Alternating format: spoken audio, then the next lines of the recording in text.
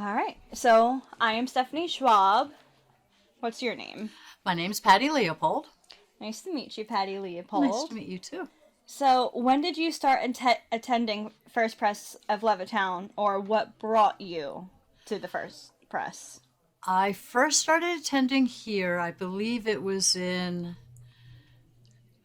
1996. We had moved up from Philadelphia to Levittown in 1995.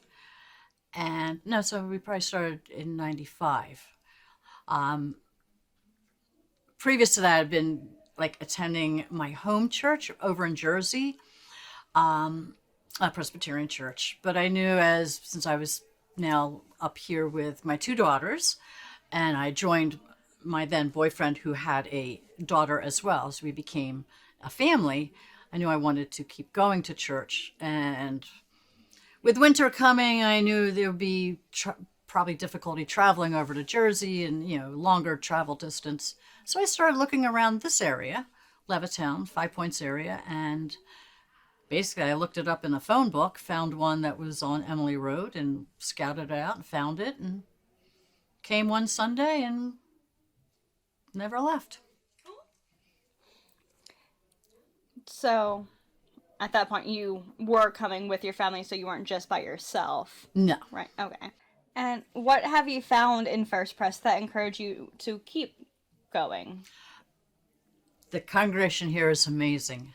So my best friends are congregants here. I found a warm and loving and accepting church because, like I said, we were kind of a mixed family, although some people never realized that, or until many years later, that my stepdaughter was not my daughter. They thought all three, were mine by birth. But I found warm and loving people and good solid teaching, lots of events for the kids to do and for me to do, and opportunities to just grow in my faith and make friends. And this is my second family. Mm-hmm. Awesome. And how has Jesus met you in this church? How God used this church as hands and feet for many things. I've gone through many situations in this church while I was attending this church. When my husband Tom passed away, there was a group of women that they were the hands and feet of Jesus. They just surrounded us, and me in particular, and just kind of took care of things.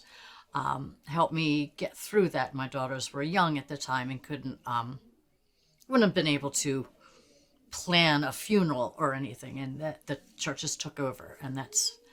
And then when my oldest daughter married the ever popular, Michael Burbeck, it was the world's biggest potluck supper. The whole reception was planned and taken care of. I didn't have to do a thing. It was just, they swooped in and again, this was only 6 months after my husband had passed away. So that's how God used the people in this church just to reach out in so many different ways to my girls as they were facing difficulties and everything that I faced. And how has your faith grown? I think I've become a stronger Christian. I've stepped out into more leadership roles. I am involved in a lot of different activities. And some I'm not active in now, but I've been an elder for a couple of stints. I'm on the women's steering team. We help plan women's events, and I really feel that that's really my calling, and that's he's made me stronger, to get up and lead in worship, and I just feel like that God is really making me a leader in this church to some degree, and and my personal growth too. I get that knocking. Like, hey, you haven't read your Bible today. You haven't read this. You got to take your time, and he makes sure I do. Is there anything that you would like to see more in this church? Well, right, our church is in a period of like growth right now with a new pastor, and what I would love to see is more more family activities that are that can pull people in, that are and get more neighborhood activities. Back in the day, we had community days and things like that where we outreached into the community a bit more.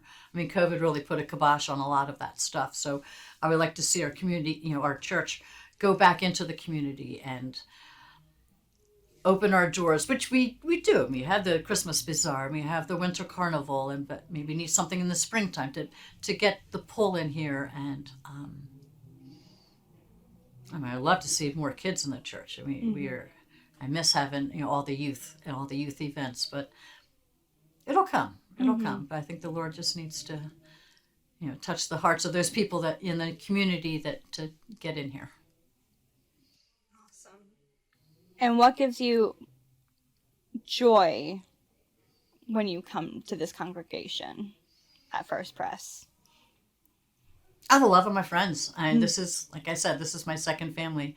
I come here and I see all the friends that I've known for, I believe it's 27 years now.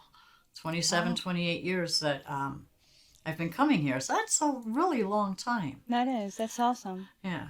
So I'm... almost a lifetime for some people. Yeah. So yes, what would you say to someone who asks you, why would I come to church, or why should I come to church? I would tell them that church is the best place to meet good friends. Friends that'll be honest with you, that'll call you out when you're doing something maybe you shouldn't be doing, but in a loving way, in a way that you never feel put out. It's a great place for family. Whether you're older, you have grandkids to bring in, or you're younger and you have your own children, or if you're a teen.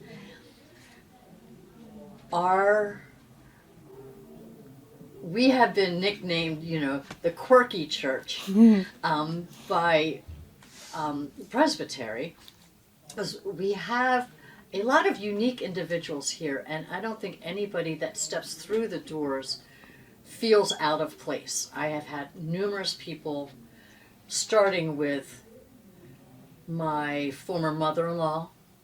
She came on a few times to hear us play bells, and she said the church was always so wonderfully warm and welcoming, whether she was here like 3 times a year. Everybody knew her, they welcomed her. My present husband, Bill, the same way. He goes, all these people know my name, they say hi to me, and he feels comfortable coming here.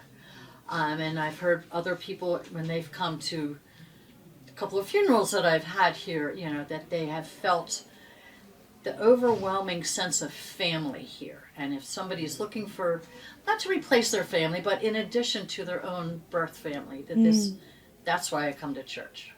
Awesome. And do you have any other thoughts? No, not really. All right. Well, thank you so much for your time. Well, thank you. Thank you for taking the time to talk to me. Absolutely. God bless. God bless.